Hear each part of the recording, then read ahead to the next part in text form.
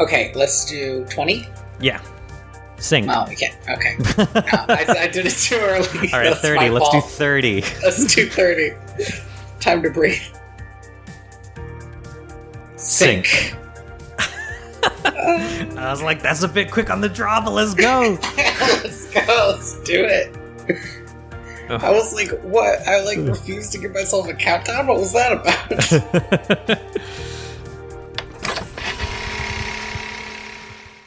Tinkerbell and was it The Secret of the NeverBeast? The Legend, I believe, of the NeverBeast. I believe it's the Legend. We already had a secret, right? That's true. We got The Secret of the Wings, the worst one. And spoilers, this one might be the best one. I was so happy that everything that I've heard over the last 7 years about this movie has been completely true. It's baffling to me because we watched so many of them. They were all bad. They were all... to different variables of bad. But, this one was, a genuinely, kind of a good movie. This went down like the smoothest glass of cold water. I, blinked and I was over. And I was like, wow. Welcome to Direct-to-Video. VHS? A podcast where we pair movies like Fine Line. Finally, we are at the end of the Disney fairy movies. The final story in the Tinkerbell saga. The funny thing about this one is it doesn't... I mean, it's a good movie, which is wild, but it doesn't, wrap anything up. No. This was not meant to be, the last movie. And this is clearly them still trying to do the thing they tried to do in the Pirate Fairy, which is expand it beyond Tinkerbell. Yeah. This is a movie. This is all about Fawn. This should have been called Fawn and the Legend of the NeverBeast, because Tinkerbell isn't even in this movie. She's little in this movie. She's more in this movie than the other fairies who aren't Fawn, except for the newly introduced, extremely lesbian coded fairies. Have you ever seen one of those old Sherlock Holmes movies, or the Poirot TV series from the 80s? There's always a person in those episodes or in those movies who comes in at about minute 30, minute 45, who's like, I have the missing piece of evidence that you needed to understand this case, Sherlock Holmes. Here it is. That is the function that Tinkerbell serves in this movie. It kind of is. I forgot. Literally the worst part of the movie is what Tinkerbell does. I saw that bit and I was like, this is a bit of a stretch. This was not. Not only is this not necessary, that this didn't need to happen, but also it makes no sense. Weird that tree disappeared. Yeah, or why didn't he just let the tree fall on him? He would have been fine. Or why didn't he just, intercept that lightning bolt like he was doing with all the other lightning bolts? This is the equivalent of me being like, oh my god, this child is about to get hit by a car. I'm going to shoot him with this gun. And hope that it gets him out of the way. But we've gotten ahead of ourselves. We have. The NeverBeast movie actually opens with a poem. Is it the poem? I wasn't sure. Is there an actual poem? Oh, I don't because there's an actual poem, right, in Peter Pan. If it is, then I can forgive the one thing about this poem that made me weirdly mad. At the end of it, it says something awakes, and I was like, why are they being coy? Say the NeverBeast wakes. It made me weirdly annoyed because I was like, I already know it's the NeverBeast. I clicked on this movie. It's called The Legend of the NeverBeast. This is me already trying to pick apart stuff in this fairly good movie. Anyway, you get the overhead of the flyby shots of Neverland and this comet and a sleeping monster that wakes up. Boom. Smash cut. It's Fawn the Fairy. She, in the newest fan theory, causes the fairy apocalypse via hawk. I think this is the second time, right? This is the second time that a movie has decided that, well, if Tinkerbell isn't going to be the main character, we need to turn one of these characters into Tinkerbell. We are incapable of writing a story that does not involve the destabilization of fairy society. As I was watching it, I like fucking dealt with the fact that that was kind of annoying because it was maybe the best version of these movies that we've gotten. But it was odd because, like, I don't know that much about Fawn as a character, but I don't think she's a giant fuck up. Yeah, to me, right, it's one of those things where, and Tinkerbell says as much, like, mischief didn't exist until Tinkerbell was born. Like, like the idea of counterculture didn't exist until Tinkerbell was born. And so maybe it's her rubbing off on all these other fairies. She's teaching them how to be troublesome. But it's weird to get so much characterization for this character who we've seen for 5 movies. And just now we're learning that she has a habit of caring for dangerous creatures. Some would say that she has like a compendium of incredible beasts and knows where to find them. We're not saying that, but someone could. It's weird because we've only ever seen Fawn with, I feel like, finches and rabbits. Just like normal little beasties for fairies to hang out with. We did we? I feel like we kind of got ahead of the jump here, though, because we did the comet-based prophecy. I love a good comet-based prophecy. I think comets are like great. They're like a great astrological timekeep. They're a great astrological time. Yeah. Yes. But like, I don't know, like Halley's Comet and like Halley type comets. I love the idea of like, oh, we keep time using these comets and they are on a scale of like hundreds of years, right? As opposed to days, which I think is pretty rad. The problem is that I could not find a comet that had a period of over 200 years. I mean, here's the problem. Even if there was, the only way to determine it would be to use some high-level math to figure out when it would come by again, because we don't have that many surviving texts from, I think with this comet, 900 years ago. I mean, we have some, but they're not all, like, astrological, and even if they were, there would have to be somebody who was looking at comets, marking that down, and then 900 years later, somebody else would have to do it. In the same place. 900 years is so long, right? Like... And there is a bit where that's really hammered home. Yeah, right. No, absolutely. They definitely use it to the full effect, but I feel like they could have made it 100 years, right? Like 100 years. It could be. This could have been Halley's Comet, which is, I think, like 80 years. 75? I'm not sure. Sure, somewhere around that. I'm looking it up. 75 to 76 years. Okay. So we're both right. Which would be, a human lifetime, and by extension, I think, a fairy lifetime? This is the thing, right? Is what is, one, how does time work on Neverland? Does time pass on Neverland at the same time as on human land, or is it slower, or is it faster? What's fairy lifespan like? I mean, if one is born every time a baby laughs, that's like a lot of fairies. I would assume they'd have to be dying at about the same rate as humans, but who knows? The first time a fairy laughs. A child laughs. The first time a baby laughs, sure. So, geez, yeah, no, this is... It feels like it must be a 1-to-1, but it's impossible to tell. The problem is magic doesn't let me know. They have magic. Yeah, and also, like, I think in the Disneyfied version of Neverland, people don't age. Do fairies still age? Obviously, there are older fairies and younger fairies, but like... Clearly they die out at some point, right? Because if otherwise this wouldn't be a problem. It would just be, we'll see you in 900 years, buddy. Yeah. Clearly they die out because there's a lot of reasons why it's obvious they die out, but... Yeah, and also at some point, the great mass fairy extinction happens and Tinkerbell becomes the only one left, which, like, without even bringing that up. Right, sure. Anyway. So, this secret hawk causes widespread panic. Yeah, it's cute.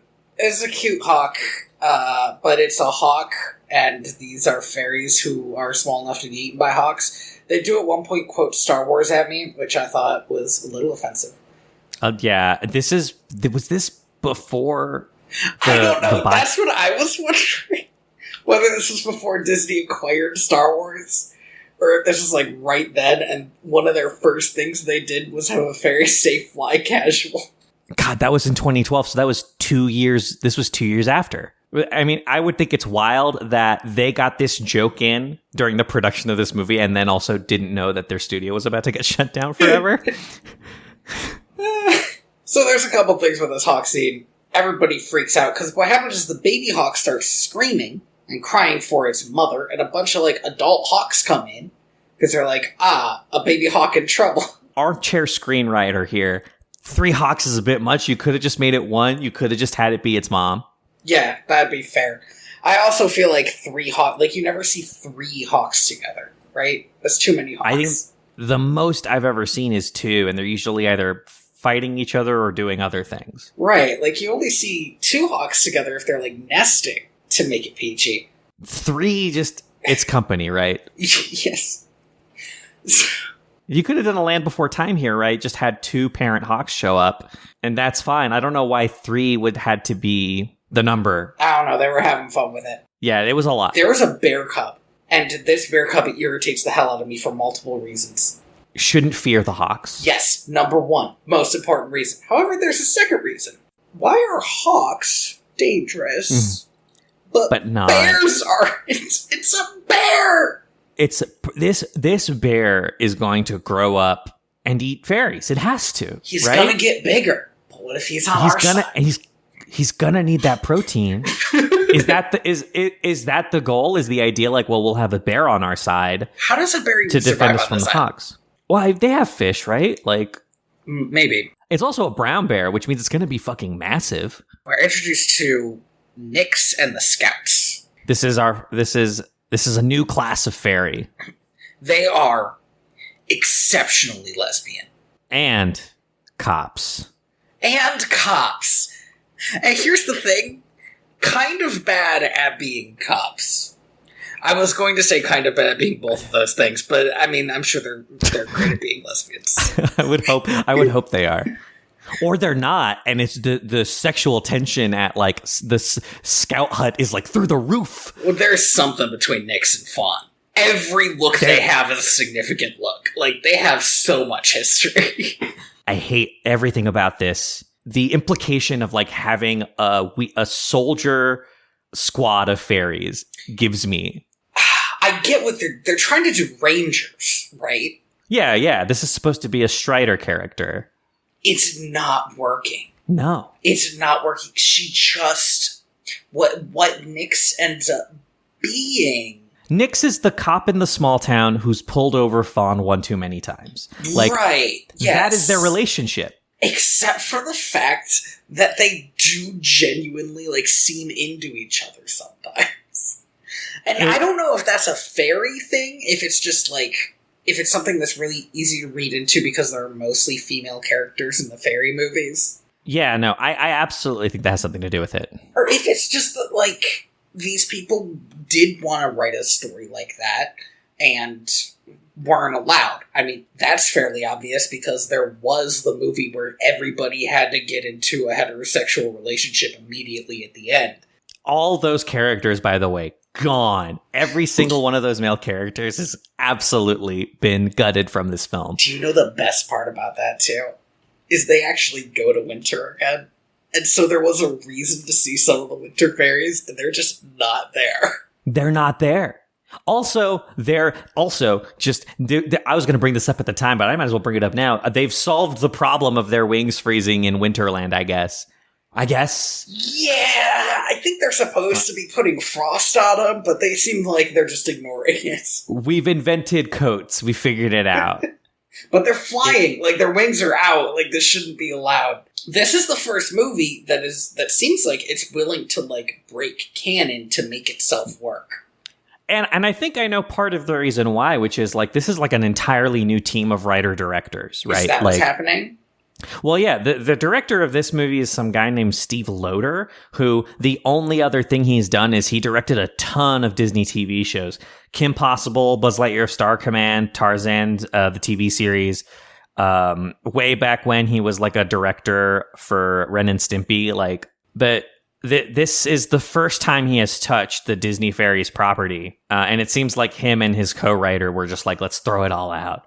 That was probably for the best. Again, this is the one that works. I think the fairy movies were being bogged down by their own lore. Well, it's the first one to me that worked since the first one, right? Because it does maybe the second one. It does something that the first and second one do that I kind of missed, which is it just starts throwing proper nouns at you. and it just doesn't care. Like, these are the Scout Fairies, and this is the NeverBeast, and this comet comes around every 900 years, and I'm just like, oh my god, like, what? That kind of haphazard, like, and it's for babies, right? Like, the 10-year-old girl who watched the original Tinkerbell movie isn't watching this movie. Her little sister is. Right. Although if that girl sits down and is like, well, I guess I'll watch this movie with you, she's going to be like, damn, this is a fucking deep movie about this NeverBeast. Oh my god, this movie's intense. There is a bit that is legitimately straight out of a Guillermo del Toro movie. And that movie is Hellboy. Yes. We'll get there. So the scouts chase off all the hawks and capture the baby one, and Fawn gets a kind of fun dressing down from the queen, where Fawn dresses herself down the whole time. She's like, yeah, I should have done this, I should have done this, I should have done that. And so she decides she's got to turn over a new leaf, not gonna do any dumb forest fairy stuff. What's she, an animal fairy? Whatever. She's an animal fairy. She's not going to do a dumb animal fairy stuff. Then immediately the next day she's like, weird animal sound. I guess I'll go check that out. Yeah, so that we also get the ostensibly what the theme of this movie is supposed to be, which is, don't just listen with your heart, also listen to your head. Okay. And I say that because they bring it back at the climax of this film, and I'm just like, okay, so this is what the movie is supposed to be about. I guess. Here's what this movie is. This movie, at its core, is basically Lilo and Stitch. Now, Lilo and Stitch is a better version of this. I was going to say C-Spot Run, but I guess that strikes the same chord. But yes, that it is a friendship movie and or a person and a dog movie. Mm-hmm. Yeah. Turner and Hooch. Yes, this movie now is on just Disney Plus. Like Turner and Hooch. Do you think if we started advertising for Disney Plus and maybe swore a little less, they'd be... We'd probably do a little bit better on the SEO. Can you fucking believe that they did a Turner and Hooch remake? What the fuck is that? It's a TV show, I think. That's even wilder. It is. Is the first episode just the first movie? Is just the movie that he just becomes friends at the end? Because I can't imagine they can maintain the tension of not liking your dog partner for like an entire season. I don't know. I'm not going to watch it. Not until our spin-off podcast. Tony and Andy and Turner and Hooch. I don't want to ask, but which of us is Hooch? That's, you know what? We have to decide it at the end of each episode. Who the Hooch is this time. Jesus Christ, no. So the primary tension of this movie is between Nyx and Fawn, which is also where all the sexual tension is, until I get the introduction of, the third axis of this love triangle. The idea being that Nyx only wants to protect Pixie Hollow from all sorts of dangerous things, because that's her job, but also Fawn wants to help animals because that's in her nature. And is also her job. And is also her job. Frankly... if this has been an ongoing problem, she should have some sort of predator protection reserve outside of Fairy Hollow where she can look after, injured owls and hawks and shit. I mean, they have a fucking bear in, Central Main Street, Pixie Hollow, right? I don't understand why that fairy gets to get away with having a bear and she can't get away with having a baby hawk. I don't know either, Andy. I can't tell you. Maybe it's because bears aren't obligate carnivores and hawks are. You know what? That's fair. That bear could survive off of berries. Maybe they give them enough berries. And are primarily pescatarians. So we hear an ominous whining roar coming from the densest of Silent Hill fog. And Fawn naturally thinks, well, I gotta check this out. Yeah, so she goes in there to the part of Neverland that we've never seen. It looks like where the hyenas hang out in The Lion King. It's all dead trees, and the implication to me is that a comet landed here because that's what it looks like, right? Like you have all these jagged rocks sticking up, and it gave me the impression that like this NeverBeast is like a fallen angel that has dedicated itself to protecting Pixie Hollow from this weird, almost Galactus at the end of Fantastic Four: Rise of the Silver Surfer like storm that comes every 900 years to try and eat it. This is getting more and more Hellboy, and we're not even at the Hellboy part. We're at the Hellboy part. I forgot that Galactus was a storm in that movie. I did not, because my brain hates me. This movie also ends the exact same way that movie does. Yeah, but this movie does it better. So it turns out this giant creature that she finds in a big old hovel has a thorn in its paw. Classic mouse and lion stuff, right? Yeah. Here's the thing, that thorn is barely in there. It really is not much. For how intelligent this creature is, I don't understand why it can't pull it out with its teeth. I don't want to belabor this because you have to buy into this to get to the rest of the movie. Whatever. Mm-hmm. It has a prehensile tail that's pretty thin at the end, and I feel like it could just pluck it out. Maybe it just doesn't have the control that it needs at the very tip, right? Because it throws that thing around like a whip. You know, yeah, you don't want to I feel like there are a million ways this problem could have been solved, but regardless, this chimera beast is just not having a great time with this thorn in its foot. Mm-hmm. It's really getting in the way of its attempt to build these things. Weird spires. The NeverBeast, do you know what it looks like? It looks like a sky bison from Avatar: The Last Airbender. I couldn't say because I have only seen the first 2 seasons of that show and it just didn't feel right coming from me, but yes. Well, it does, trust me. Oh, just because I was curious and I needed to check real quick. Silver Surfer was played by Doug Jones in that movie, so there's our another Guillermo del Toro connection. Wow. Yeah, I forgot that he was the Silver Surfer. He voiced by Lawrence Fishburne, which just has to feel bad anytime you're in that position, right? I like Lawrence Fishburne. No, it's just vaguely disappointing for Doug, where he's like, he went to all the trouble to play this character. I assume if he was playing this character, that means that is a lot of practical makeup and not just CGI, and then to get his voice replaced. I think at this point in movie, CGI wasn't good enough, right? I would think it was just him wearing a weird, silvery makeup, which has to be irritating to just have to do. Right? It must be awful. So yeah, she sort of tricks the NeverBeast into standing still enough for her to pull the thorn out. And the NeverBeast's reaction to this is kind of great, because the NeverBeast is an angry old man. The oldest, angriest man. He's like the old man in the beginning of Up. He's in the whole movie, Tony. Before he's made any friends. No, yeah, he definitely... I thought the old man was, left and was replaced by a happier old man. A happier old man. Rip in peace to Ed Asner, man. Yeah. Didn't he just pass away? It sucks. So this old beast mm-hmm. takes to fawn like a thing that doesn't take to another thing. Yeah, I'm trying to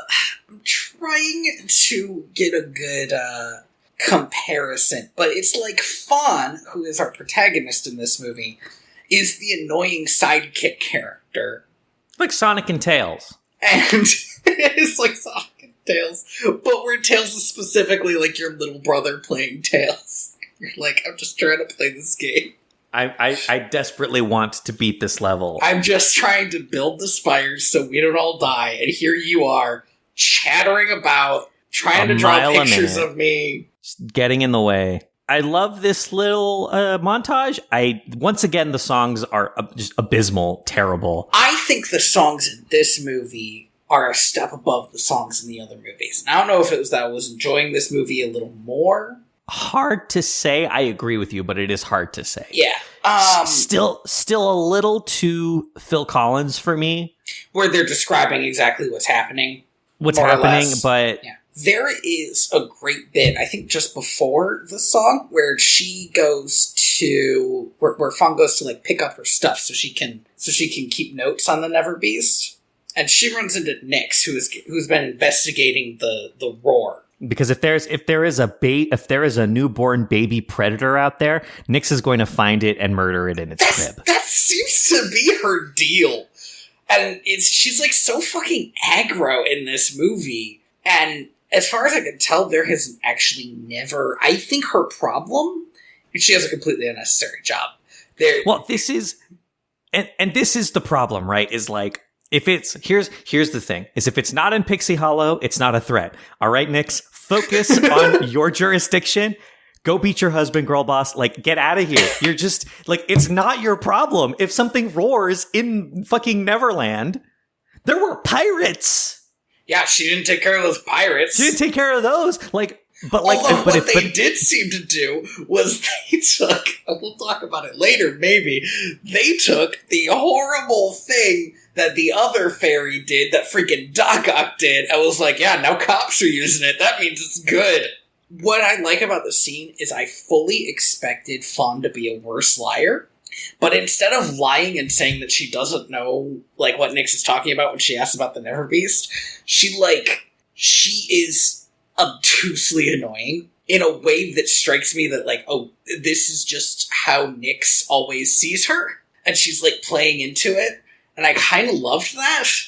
It is very funny. It's great to just see her turn herself up to 11. Mm-hmm. Like, I can't lie to her because she'll know. So I'm just going to just be unhelpfully helpful.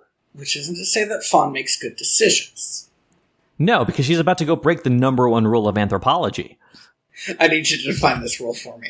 You don't interfere. Okay, right? Fair. Star Trek. Yeah, it's the Star Trek thing, right? But and I say anthropology because I don't remember what the name of people who study animals is. Zoologists, I guess. But like the number one rule is always don't leave evidence, don't be seen, don't interfere. Let it do its thing. It's difficult with fairies, though, because fairies paint the butterflies for spring. So, like, what is interfering? Yeah, at what point is... Yeah. Do you think that maybe that there's like a natural order of Earth that existed pre-fairies, and they've just been bending it to their whim? Maybe. Because they can? Who knows? That'd be fascinating. I don't know if we described this well enough. The NeverBeast, who she names Gruff, is building these towers for some reason out of rock and spit. To ascend to heaven. Nobody knows. Maybe the NeverBeast was cursed by God for daring to build too high. Man, more questions than it answers, huh? Mm-hmm. So she decides to, because now they're friends, she dumps some fairy dust on the rocks so they're easier for him to move. And they get into, like, all these games playing with them. This causes, basically, the NeverBeast to catapult a bunch of rocks into Fairy Hollow, which is, for some reason, I mean, yeah, it's bad, obviously. Like, oh, this is a very dangerous thing that she did. But the scouts seem to take it as, like, an attack. Oh, this is what they've been waiting for, like, right? This is what monsters in the woods do, is throw rocks at you. So she's like, she realizes she fucked up, and her idea of fixing this is also the bit where she continues to make some whack decisions. Her idea of fixing this is to take Gruff into Pixie Hollow. Well, not before we have an exhilarating chase where... Oh, yeah. Actually, I almost forgot about this. Because Nyx goes up to investigate, sees, boulders and shit around, and chases it into the woods, following the broken branches it's leaving behind. Loses it because it jumps off a cliff and question mark ends up underneath it somehow. It can use its tail like an opossum tail, and I guess that's what it's doing? Oh, yeah, actually, fun fact. The two species that she names are a common opossum and an extinct species of bison. Okay, that's what I suspected. Didelphis marsupialis and Bison occidentalis. I looked it up because I needed to know, like, are the writers actually, like, referencing something, or are they just doing bullshit? But no, yeah, these are actual things. Yeah, I mean, it makes sense because when they were designing the NeverBeast, they probably thought, like, okay, well, what can this thing do? Well, let's do bison and opossum. A bison that can climb. Yeah, and then some other wild stuff. Nyx decides to go to the only place she knows where she can learn about weird creatures, the local library. There is an unfortunate scene where the nerd fairy is into her. I didn't like it. Yeah, I hate this nerd fairy. I hate everything he stands for. I don't understand why he's in this movie. This role could have been filled by a number of other fairies. Hell, it could have been filled by Tinkerbell. Tinkerbell would never be seen reading a book. That's true. She builds things, breaks things accidentally. That's her deal. It could have been done by Bobble or Bibble or whoever those two were, who are also not in this movie, bafflingly. Bobble and Clank, I think. Bobble and Clank. I don't understand why it had to be this nerd fairy who sucks. I do want to mention something really quick when I mention that, like, this scene and these jokes don't land and it's not great. Most of this movie has the charm of the early movies again. Like, there are jokes that are landing again. And yes. I feel like it's been so long since we really got some of those. There were some of them in the last movie. But, like, this one, it just felt like these movies were good again. It was fun. I was smiling the whole time I watched this movie. I wasn't miserable. I wasn't confused. She discovers this page pinned on this guy's, conspiracy board of the picture of the NeverBeast, because he's been researching the comet. And she takes it over to the Queen, and Fauna's going to go see the Queen to introduce her to the NeverBeast so everybody knows it's not dangerous. And so they end up accidentally in a meeting together with the NeverBeast hovering outside because, like I was about to say before, she brought the NeverBeast to town. And somehow nobody notices. Not only does nobody notice, but it bothers me that her friends helped her do this bad idea. And she didn't just say to the Fairy Queen, there's something in the forest, I think you should see it, it's important, it's not dangerous. Yeah. The Fairy Queen's got wings. I know she don't have any legs, but she's got wings. Yeah, you don't need those to fly. I've seen Gundam. The legs are only for aesthetic purposes anyway. This meeting is possibly the closest these movies have to, like, becoming a thriller. This massive creature is hanging around outside, and the Queen and Nyx are discussing, like, how it's terrible, how it's going to bring about the apocalypse. Yes. So this is important. This creature's going to bring about the apocalypse? Yeah. It's 972 years ago. This same comet flew by. Again, weird specific number. This comet flew by, and apparently there was someone around and decided to write this down. With it came this NeverBeast, and it built these 4 spires, one in every season, and then using that, it summoned a massive green storm that it used to destroy all of Pixie Hollow. Yes, here's the thing. There are no words with this. This is just from pictures that Nyx has found. There's a correlation-causation problem here, which I think an astute viewer can spot pretty much immediately. And now this is the problem with cops or any militarized force, right? They'll twist any narrative to suit the use of force that they want to have, right? Once you give an inch, they take a mile, invent a myriad of other bad things that are needed to maintain that level of martial law. This militarized faction is the beginning of the end of Pixie Hollow, right? Like, they're just going to take more and more and more until eventually, it's just a dystopic fascist state. She does have a porcupine quill that she uses to fight, though. Yeah, she does. It's super lame. I don't understand why they don't just have spears. Like, there are scout fairies with bows and arrows, with bolas. Yep. But most of them have these dumb little porcupine quills. Like, tie it to a stick, make it a spear, or put a handle on it and make it a sword. Why is it just a quill?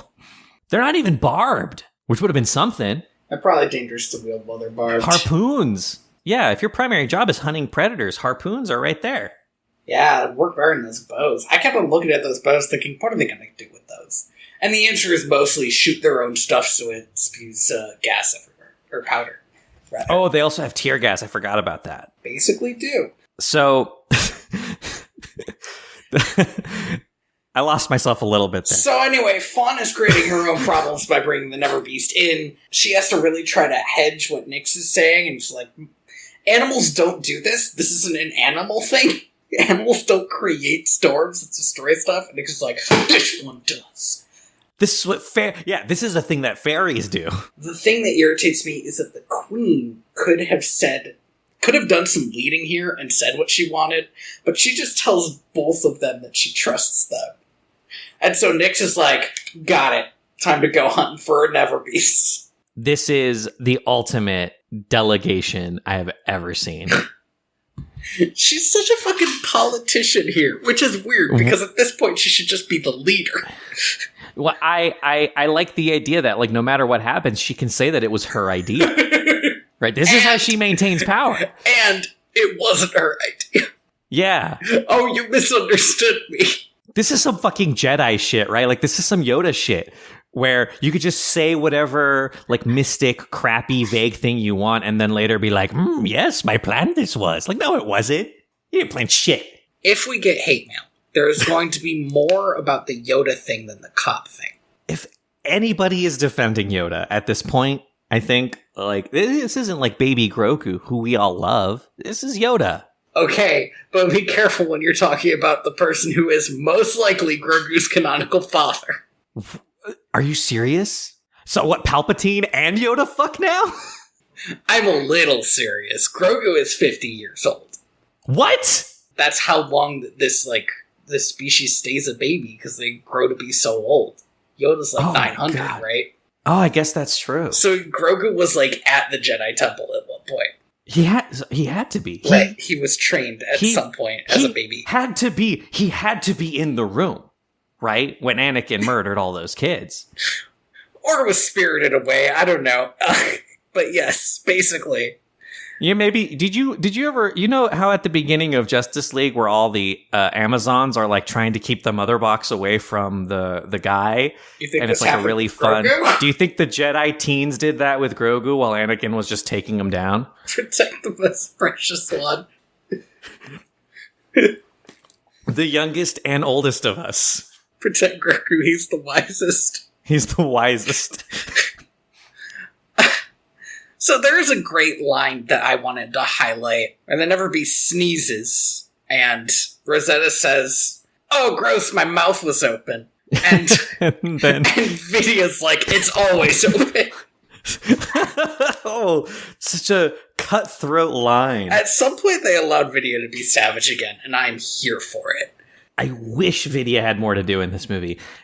Yeah, she just comes in with the lines occasionally. Like, there isn't enough of her and Tinkerbell in this movie that we get that, like, juicy interaction that I want them to have. Mm-hmm. Fawn explains this legend to the rest of the group, and they're like, hey, listen, if there is even a 1% possibility that this legend is true... I'm a little mad at them for immediately buying into this legend, but I have to...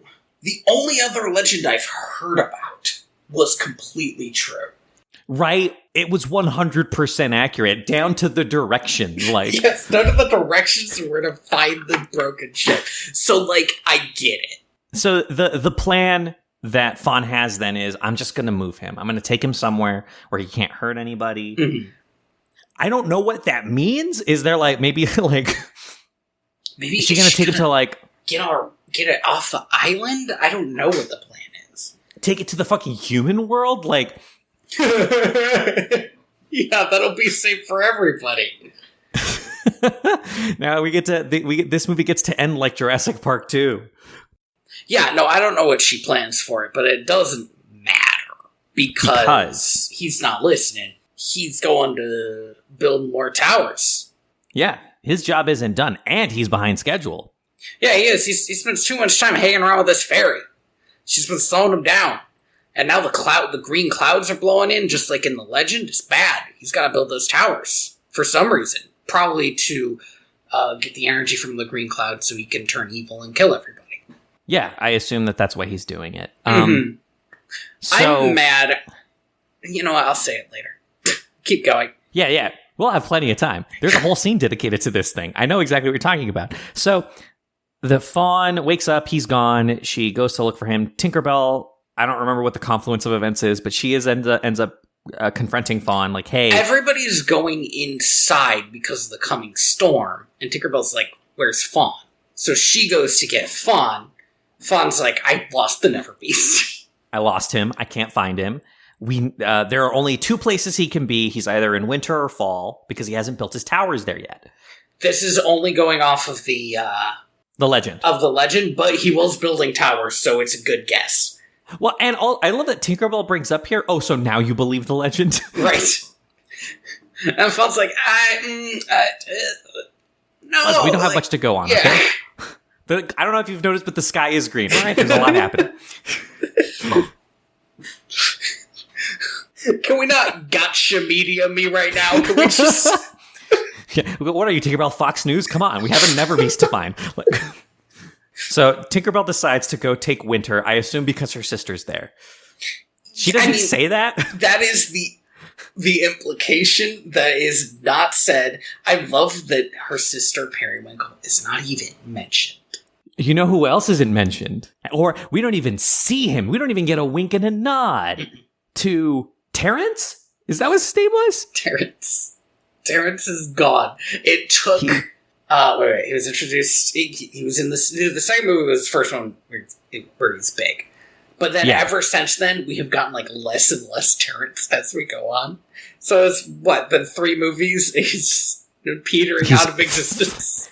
Hey, petering out.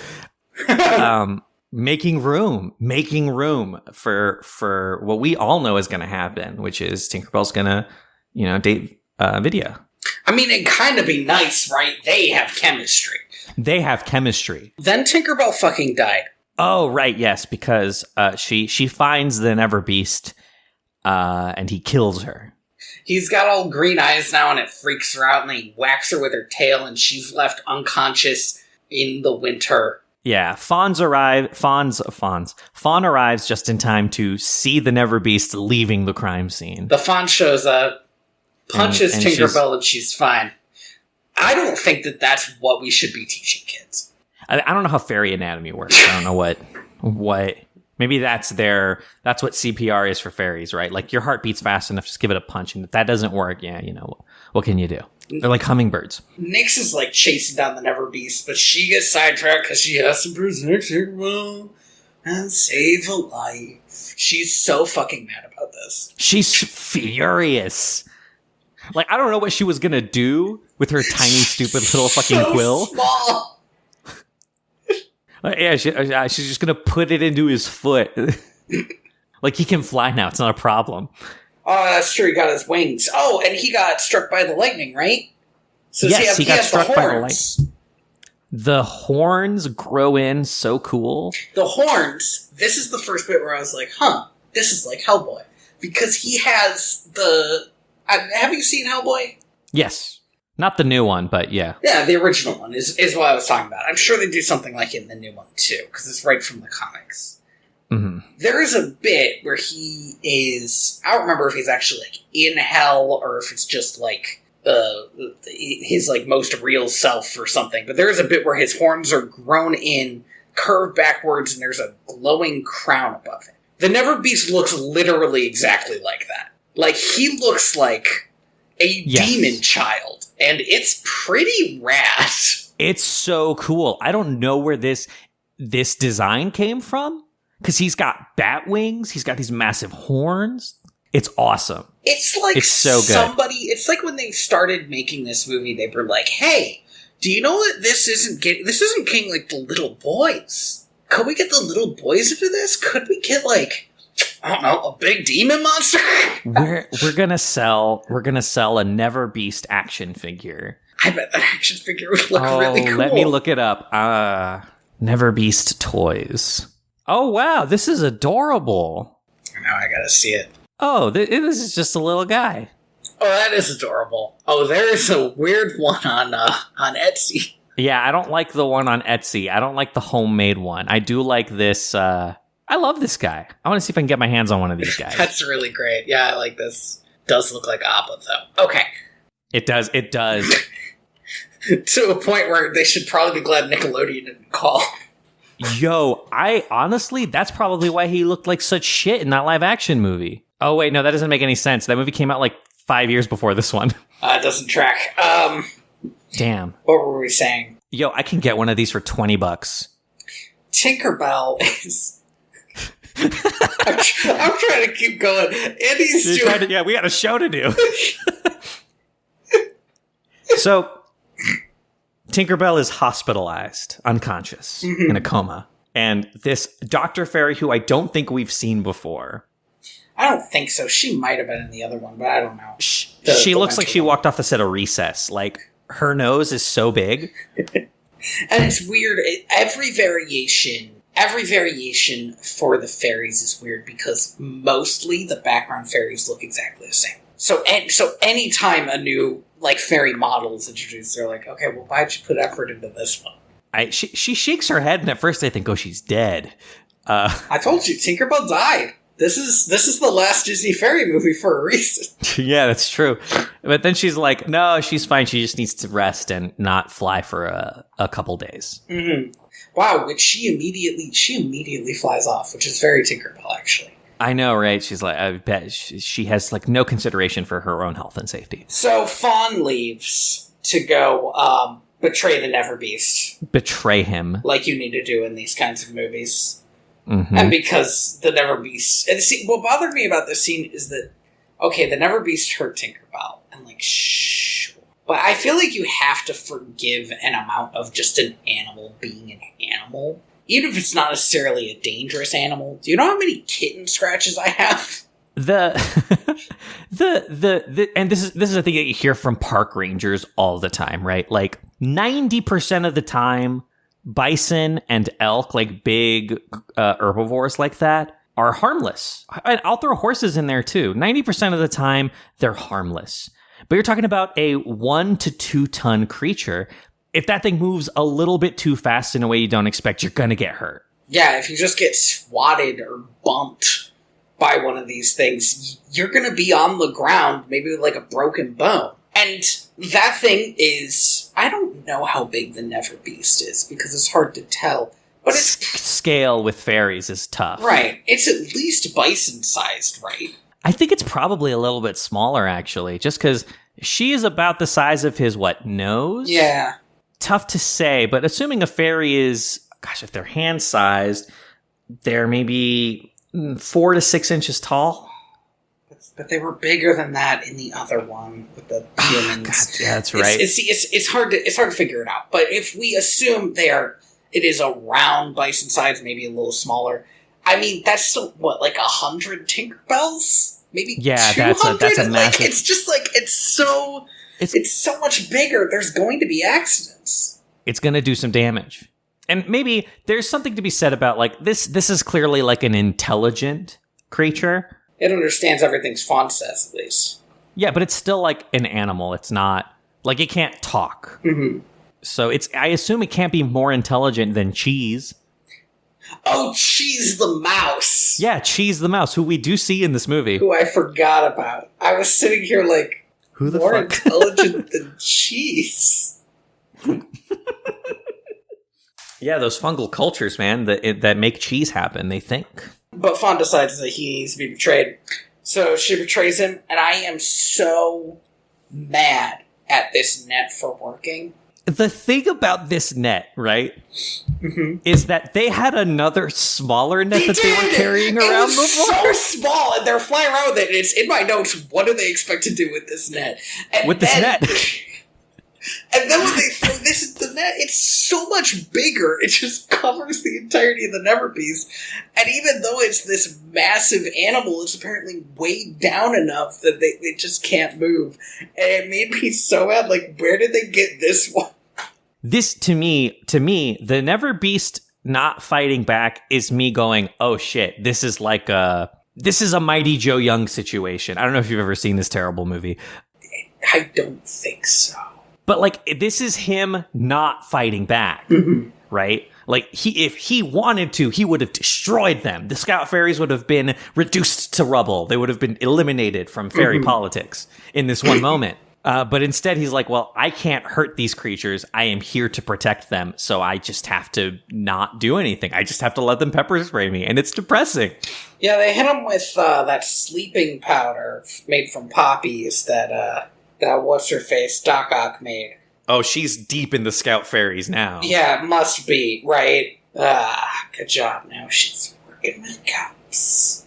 So glad we got her back in society. In society. The NeverBeast is taken off. Nyx tells Fawn that she did the right thing, and I really wanted Fawn to, like, slap her. I was like, there is no way she cares what you think is the right thing. So I was watching this movie with my partner who was sitting next to me, and before she said that, she, like, walks up to her, and I was like, you did the right thing. And then she said it. My partner started laughing. I was so furious. I was like, you don't have the right to tell this to her. Right. So she's sitting there fucking bawling in like a little ball. The storm is getting worse because these geniuses only had one page of illustration to work off of. Yeah, I assumed there was like an entire book. Right. And all that was left after 900 years was this page. And the hospital is being evacuated. Makes sense. I mean, it makes a certain amount of sense. But frankly, there's got to be one hospital in the whole of Fairy Hollow. It should be secure already. It should be in the safest place. No, absolutely. But like this is a thing that I've heard about in like, you know, like especially during hurricane season where hospitals have to move patients from their rooms into the hallways. Oh, sure. I don't think that's what this is, but oh, I don't know. They all have to go like underground. I don't know if the hospital's like too airy. Yeah, the hospital looks like it's underground though. Like there's dirt floor. So Tinkerbell goes to find Fawn because now she's up enough. Yeah, because bed rest is for cowards. Bed rest is for cowards. You heard it here first. Get your COVID vaccine. We get the worst flashback I think any of these movies have ever had. The flashback is hilarious. Just before we get to it, I do want to mention about this storm, though. This is actually a pretty chill storm. There's some lightning, mostly because of the NeverBeast. It is being collected in these towers. But there's no wind or rain. It seems kind of fine. I don't understand why they didn't put rain. I know they can do rain. It was the best bit of that one movie. Yeah, maybe they just, I don't know, maybe they just kind of didn't have the budget for it. Rain is expensive. Maybe it would have made it to, like, low res almost, right? Oh, I see what you mean. To, like, have it on the screen, especially, because when you're zoomed in on the one fairy, it works, but maybe if you zoom out to the NeverBeast, the like, CGI wouldn't work as well. Yeah, they don't have the physics to handle, like, that much water on that much fur, I bet. Yeah, maybe that's just it. Maybe they didn't want to do wet NeverBeast. Maybe that would have been too hard. Oh, I can absolutely see it being, we can't do a wet NeverBeast. Like, you're ready for the big rain scene, and the animators just turn around with horrified looks on their faces. The what? So, yes, you want to describe this flashback scene because it's great. Tinkerbell shows up to Fawn, is like, Fawn, what have you done? And she's like, I had to turn him in. He was too dangerous to be left alone. And she was like, he hurt you. To which Tinkerbell says, no, Fawn, he saved my life. Flashback, flashback, flashback, flashback. And we see that what actually happened was Tinkerbell went to confront the NeverBeast. He turned around, lightning struck the tree like 2 feet to the left of her, and she missed it somehow. And the NeverBeast was like, all right, time to save a fairy's life. So he turns around and like 100 mile an hour slaps his tail into her, knocking her out of the way of this tree. Thank God it didn't land on her. And then she falls unconscious from the internal trauma, I assume, of being hit by this tail. Yes. We mentioned this before. We talked about this because the scene is great. It's absurd. This scene kind of makes the movie for me for, like, how much they, like, fucked up this scene. It's great. the NeverBeast could have stopped the tree from falling on Tinkerbell by stopping the tree. The NeverBeast did not need to hit her with the amount of force he hit her with. And Fawn should have seen the fallen tree. There should have been ample evidence. There should have been a giant smoking tree, like, right next to Tinkerbell. And there just wasn't in that scene. Oh, it was great. Because, well, they had to hold it for the twist. You can't just give it all away. It's so absurd. There doesn't need to be a twist. It could have just been, it could have even just been, he didn't do anything. The lightning struck near me and it like a tree exploded and it launched me like 50 feet away. A thing that actually happens to people. Right. Like, and if you want the NeverBeast to still save her, he could freaking get in the way of the fallen tree or something. Yeah, like maybe the tree starts falling and like he catches it, but it's not enough and like some of it hits her. Something. Right. Just, there are a lot of ways that this could have been done. While Tinkerbell is explaining this to Fawn, Nyx is yelling at the NeverBeast. This beast is drugged out of its mind. And she's like, stop the storm! Yeah, like a mayor shooting bullets into a hurricane. I order you to stop this now! But then she sees off in the distance that these spires are collecting the lightning, and she gets a glimmer in her eye, and she's like, I know what I must do, and she leaves. And at one point, I think one of the other scout fairies is like, hey, the storm is getting worse. And she's like, we follow the plan. We have to stick to the plan. And the scout fairy says, well, you should tell the storm that, which I think is great. She says, like, does the storm know the plan? This is when I put in my notes. Turns out animals don't cause storms. We're all surprised. Who would have known? The thing about this movie is it makes me so mad at Nyx and the other scout fairies that it kind of heals over the, like, weird anti-science thing that sometimes the fairy movies get. Because it's like, they had just investigated, if they just listened to science. If they had just listened to their one animal specialist, right? Like, right. This is peak Jurassic Park, except the opposite.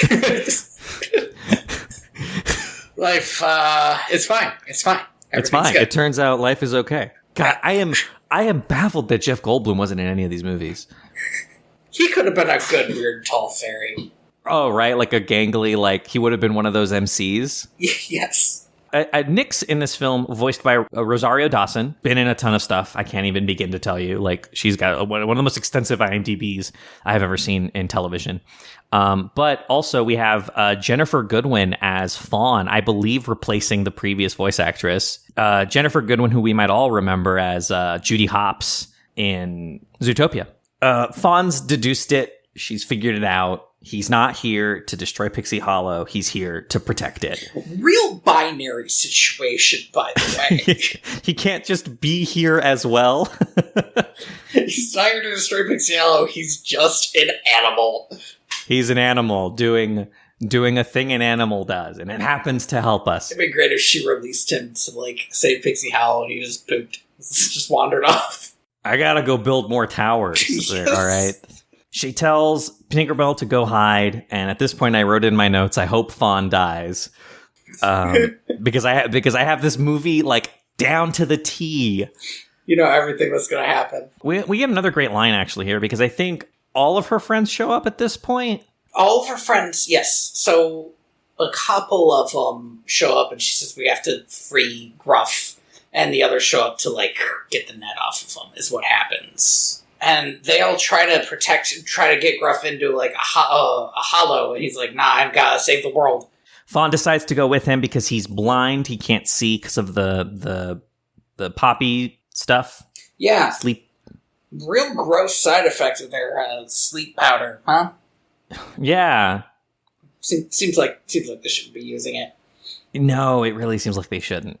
I don't know, right? If somebody released like a jungle cat onto Neverland, right? Like there was just like a fucking whatever the tiger's name from Jungle Book running around. Shere Khan? Yeah, if there was a Shere Khan running around Neverland, I can almost justify the need to have like scout fairies, but there aren't any. But there aren't, and here's the thing that bothers me about scout fairies. is they don't seem to be they don't do anything in the day-to-day. They seem to only be there for when there's like a crazy, terrible threat.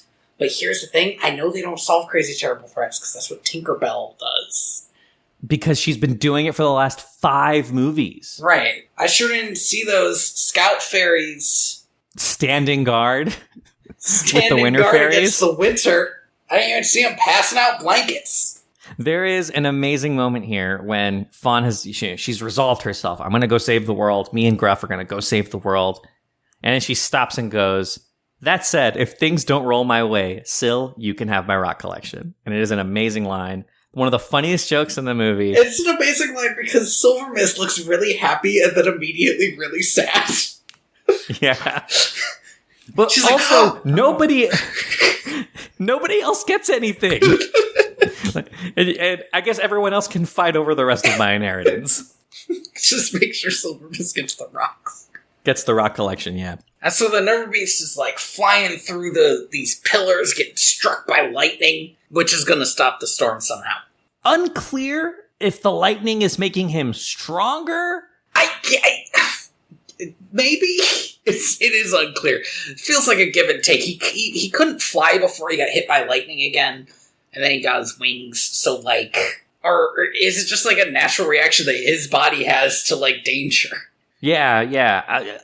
It's hard to tell, but he seems to both be getting stronger and weaker every time he gets struck by lightning. It's like not fun, but it's like a good burn.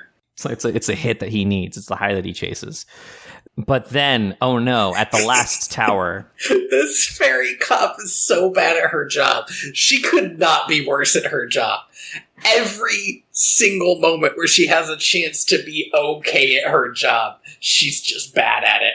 I legit thought that maybe she was going to show up and, like, I don't know, shoot a gun at this beast, right? Like, anything would have been better than what she actually does, which is to destroy the tower. Without the tower, this lightning gets to strike all willy-nilly. Right, the lightning no longer has a center, it's just shooting everywhere. And so Fawn realizes there's only one thing to do.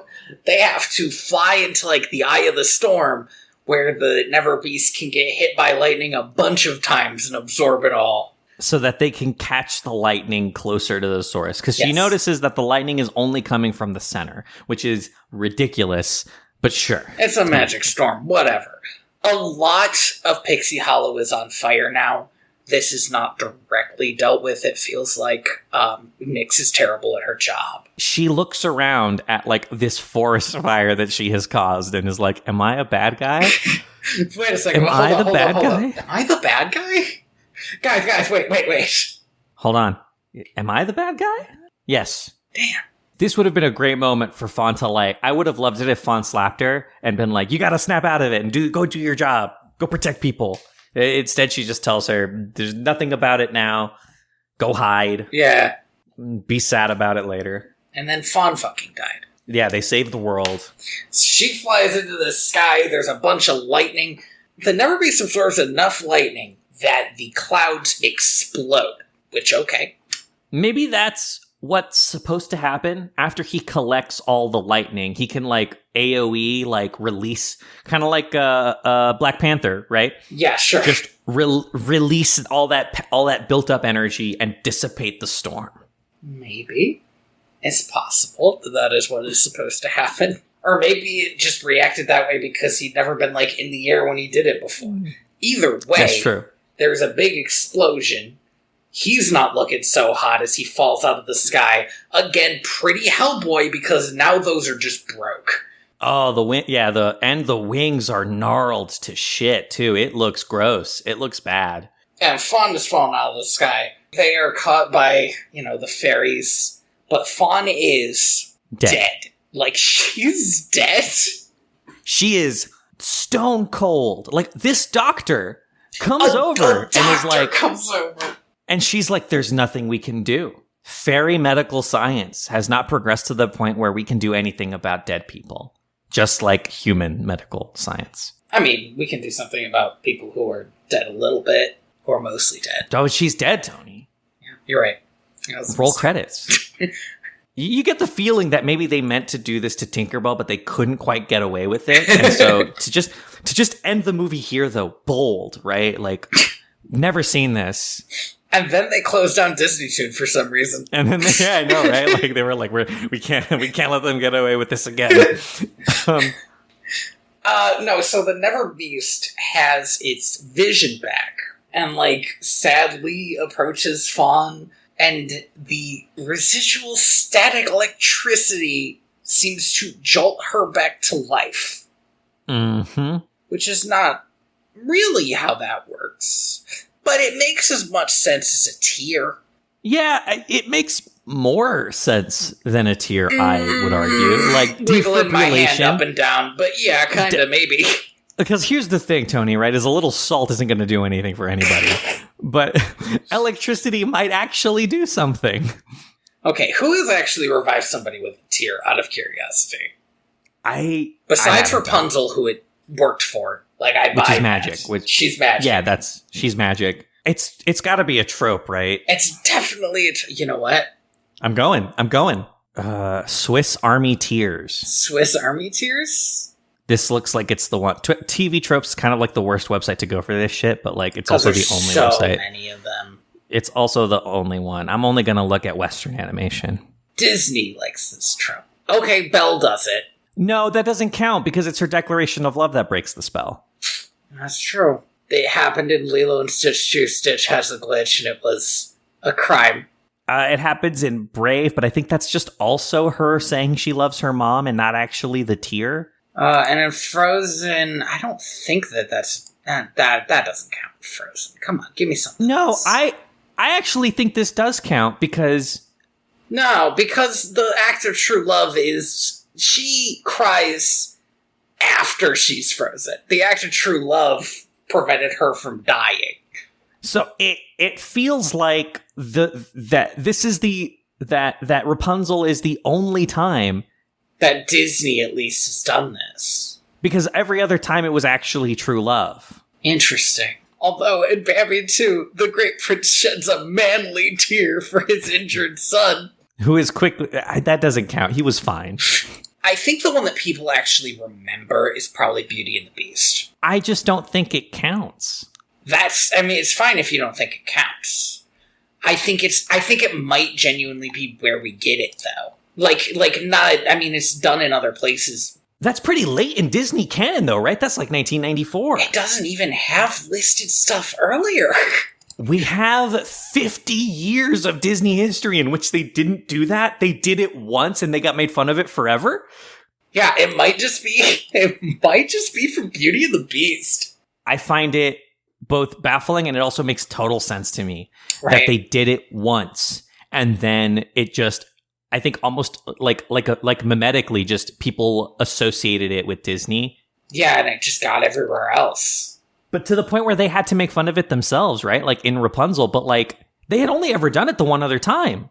And that wasn't even the point. Wow. That's kind of great. We've solved like a mystery that no one ever had.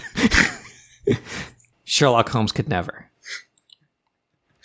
What the heck were we talking about? Oh yeah, she's alive. She's alive. And there's this little scene after this where the NeverBeast is helping to rebuild town back together. Rebuild. Yeah. And he gets sleepy. And Fawn, despite everything is good at her job, recognizes that this is him going into hibernation. And then we get, it's not like viscerally, like, cry sad, but we get a very sad... This is a funeral, right? Like, it's a funeral. This would be an amazing Star Trek episode, but like if I had to say goodnight to a being that slept for 900 years, we're essentially saying goodbye forever, right? Because I'm gonna die. So as far as I'm concerned, this person is dying and dead. And we're never gonna interact again after this moment. It struck me as very sad that the NeverBeast would never see Fawn again. After they went to she went to the trouble like melting his heart basically and building up this trust and saving everybody, and now this is just it.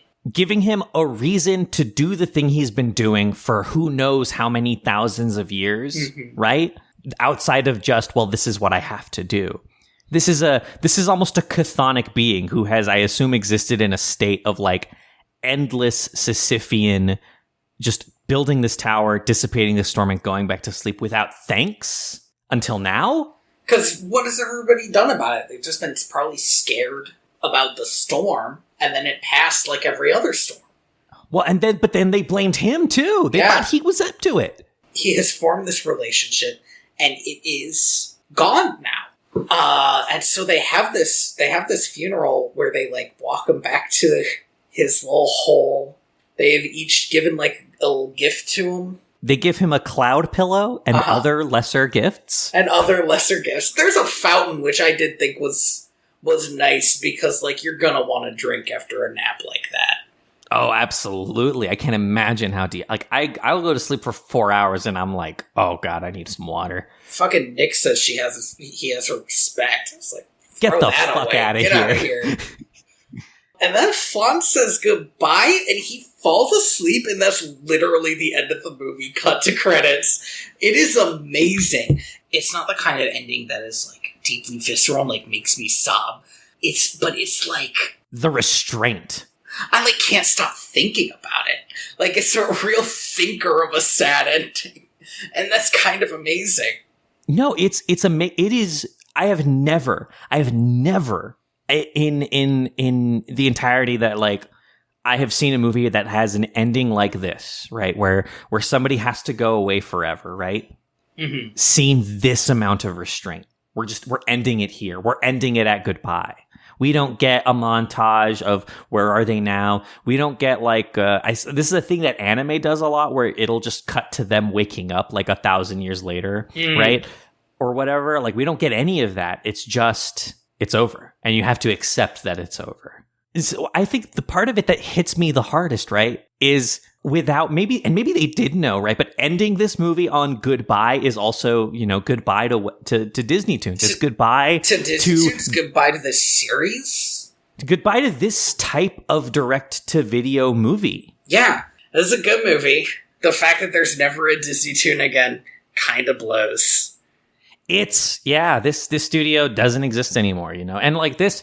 To be fair, this happened at a time when Disney was rapidly downsizing its animation departments in multiple fronts.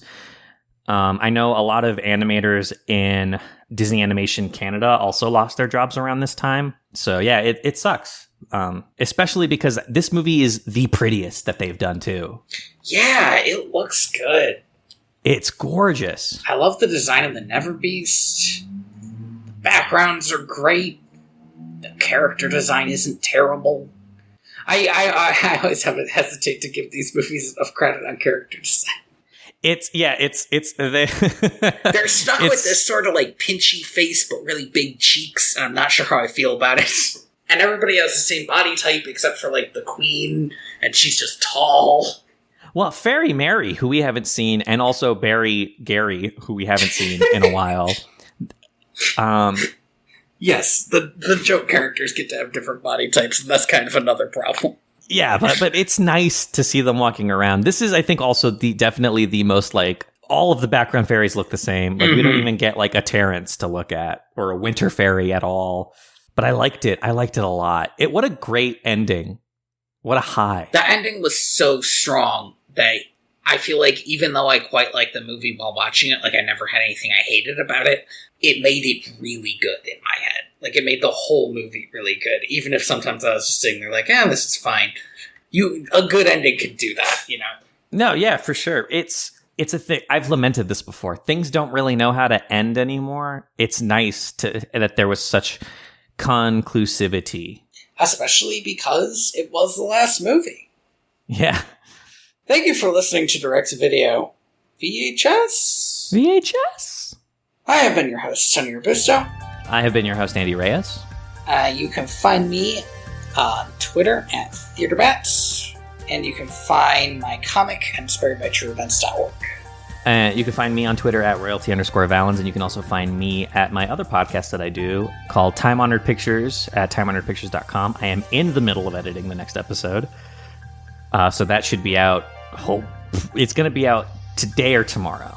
the most entertaining thing to me about your last episode was that you forgot to plug this episode, and Mavis had to tell you to do it. I mean, not this episode, this podcast. It was great.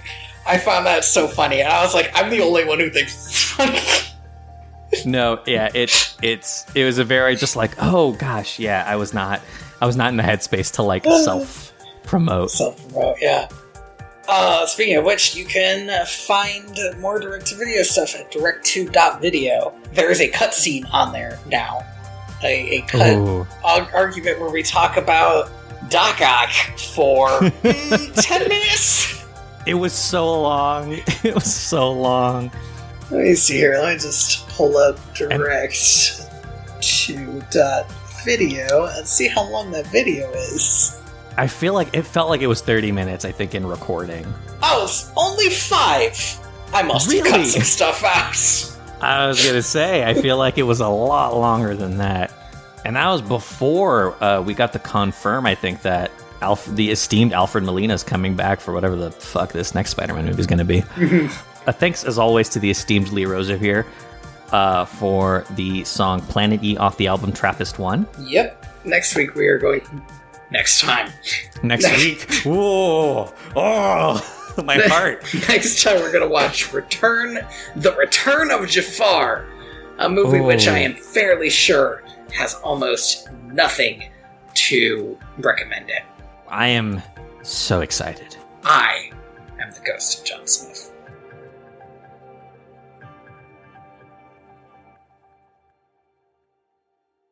Huh. She's Snow White in Once Upon a Time. Oh, is she? I didn't know that. Because, again, I have never seen it. Did I click on the wrong person? Jennifer Goodwin? Jennifer Goodwin, as Fawn. Once Upon a Time is her, 5th thing down here between Steps and Zootopia. Oh, yeah. Sorry, yeah, it's between Steps and Zootopia. My bad. I completely missed it, yeah. I was really confused about that because she's, one of the main characters. It's like, what do you mean? I wouldn't know. Well, the story is about Snow White. She's one of the main characters. I think the lady from House is the main character, right? Is she the evil queen? She's I was going to say, she's the doctor in House, and I was like, that's not what he's asking. I don't know which lady in House, either. Do you mean House's boss? No.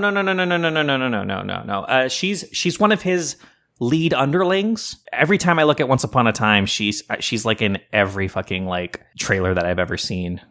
She plays Emma Swan. Jennifer Morrison. Yeah, she's got her Emma Swan hair on her IMDb picture. That must be, that's her IMDb picture is from a Once Upon a Time shoot. You can see it on behind her. She's the audience's way in, the person who shows up to this weird place and is something's wrong here. That is a beautiful haircut, actually. Yeah, wow. Yeah, how do they do that? It's a freaking that's bananas, haircut, right? I don't know. Yeah, it's bananas. Do you think it's just fake? Like extensions? Yeah, there was a bit where somebody asked Jamala Al-Jamil. Somebody asked her how she gets her hair, to look so good on The Good Place, and so she did a video where she took off the extensions. It was it's all bullshit. It's all bullshit. And she's very it's all bullshit. It's all Photoshop. It's all and what she likes to do is she likes to be honest about women's beauty specifically, which is great. It's fake for TV. It's okay that your hair doesn't look like this because it's not real. I am scrolling through all of these photos of Once Upon a Time, and it is wild to me that she is wearing normal clothes, and everyone else seems to be wearing all leather everything. I don't know what's happening with all these. There is a lot of pictures that seem to be from one shoot where everybody else is wearing all leather everything, and she's wearing normal clothes and making out with Hook. She's holding his hook, which I think is a little insensitive. He has a hand. Walk on the other side of him. Here's her with a sword. I don't know why I'm looking at these now. It's your fault. Yeah, at some point we were talking about a Tinkerbell movie. I don't know how we got this far. I have to cut all this out. This will be probably at the end. People will be like, why are they looking at all this stuff? And cut. Oh, she does get a sword. Okay, I'm gone. I've closed it.